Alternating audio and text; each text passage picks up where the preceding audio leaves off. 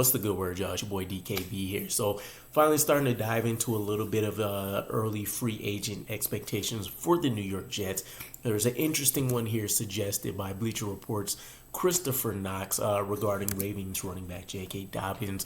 He's just finished up his rookie contract with them, and everybody expects that he's not going to get an extension with the Ravens due to his significant injury history. So why should the Jets be interested? Well, you take a look at a recency bias, right? We just ended up with a very terrible relationship with Dalvin Cook, right? A guy that, based on his statistical history, has been one of the better running backs in the NFL, so you want to give him his rightful due. But anybody and everybody could have told you this was a bad contract, right? Took about $7 million from us.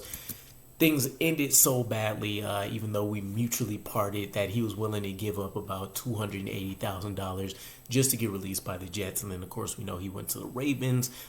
Didn't really have any significant performances there, but at least had the opportunity to show that this wasn't a, Jets problem, or not a problem with him, but more so with the Jets, right? Now, much like you see with coaching staffs or front offices, when the current system and regime fails, you tend to want to go in the complete opposite direction, hoping that players, staff respond to that more so than anything else. You could say that applies perfectly to this situation when it comes to the running back room, right? One of the interesting things to me is that with us bringing in running back coach Tony Dews, I do hope and fully expect that we will finally try to utilize Breece Hall as that featured but rare true bell cow running back, right? He's getting the lion's share, let's say 80 to 85% of the running back targets, or carries, I should say, in addition to targets, and then everybody else just kind of falls in line. What this means is that you don't really need to go out and try to force a Dalvin Cook type situation where you're hoping for maybe a little bit more of an even split. It doesn't have to be necessarily 50-50, but 60-40, anything along those lines. Get you a remaining room that really is running back by committee. You can kind of play the hot hand or play the matchups, play the skill sets that you have in that room. And J.K. Dobbins does bring a lot to love, right? You do think about one of the connections already in the building and his developing relationship with Aaron Rodgers, which may help tip things in the Jets' favor if this is a guy that we want to target, injury history aside, which we'll talk about here in a little bit. But they did rehab in the same facility, and I think there were some pranks or something like that happened during one or two of the Pat McAfee appearances Aaron Rodgers had last year. So it's not like this will be completely foreign territory. Aaron Rodgers, seems to keep it about as 100 as you can get from a guy with politics being involved. But I think considering he's still planning on suiting up and playing for the Jets coming off a significant injury with his age, I still think that he does see something here with the Jets that's worth, pointing out and salvaging. With that said, J.K. Dobbins just may be, and this doesn't have to be if he signs with the Jets, but overall, in terms of just generic talent, he may end up being the best bargain bin free agent of this offseason, right? Depending on what his role and usage ultimately ends up being.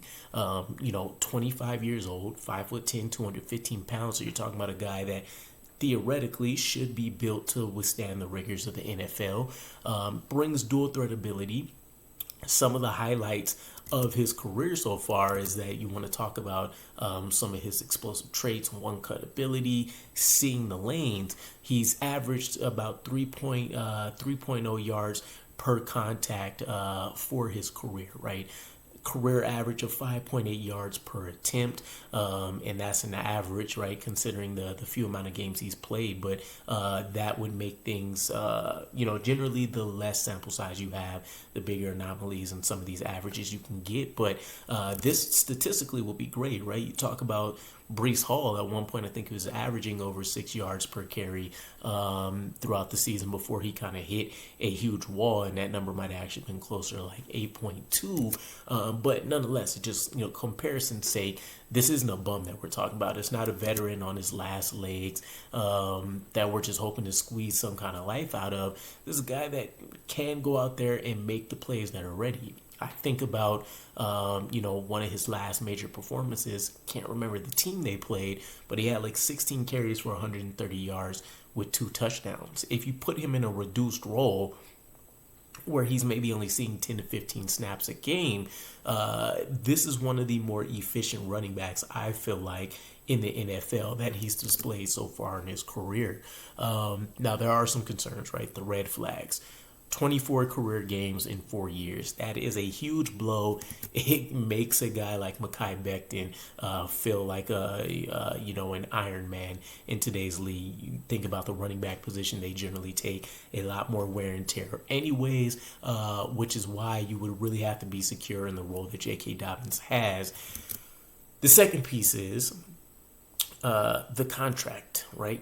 Let's get into the injury history. The reason he's missed so many games, it has been significant injuries. He missed all of 2021 with the torn ACL. He missed 8 games in 2022 with a significant knee injury. And then he only got to play 1 game in 2023 before he tore his Achilles. Why take the risk on a guy like this? Well, dollars speak, it's everything in today's NFL. The potential contract that was put out there so far, 2 years, $4.3 million. That basically is slightly higher than what the league minimum is allowed for in the NFL. Would rank him as the 31st highest paid running back in the NFL, which is low-end starter territory. And I think that's perfectly fine, right? Again, if you can keep him to 15 snaps and under, I think you can get him for a full season's worth of games. And you'll get a guy who is probably one of the better running back twos in the NFL, backing up Breece Hall. And that doesn't even have to be his spot on the totem pole, right? You talk about Israel Bandikonda developing over the offseason, closest thing to the explosiveness that we're going to see of Breece Hall. Maybe he shows out and has a huge year 2 leap in his development within the same scheme and usage. And then under our new running back coach, Tony Dews, maybe you can see some even further improvements during the preseason games and whatnot to get you a little bit more comfortable, let alone any other undrafted free agents we want to pick up or draft picks. I still love some of the undrafted free agent running backs we have from last year. Xavier Valladay leading the way there, so you don't really have to rely on him per se, and if he doesn't pan out, you're not really losing anything on the books. So I consider it a win-win, right? It depends on how you want to look at his efficiency. One of the other things that kind of gave me some question marks would be, he had basically a first down on essentially every 4 touches that he had, and then a touchdown on approximately every 20. Don't really have a comparison sake to say if that's elite, average, maybe below average right now, just because I haven't seen it against the rest of the NFL, but it's some food for thought.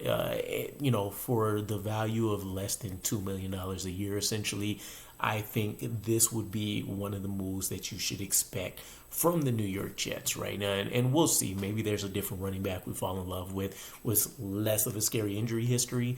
But for a guy who's definitely going to be your number 2 or number 3, I think you could you can't really do much worse than here. So let me know what your guys' thoughts are on J.K. Dobbins. Is the injury history going to scare you away? Or considering the contract, would you definitely bring him in? And I'll catch you guys again. Peace.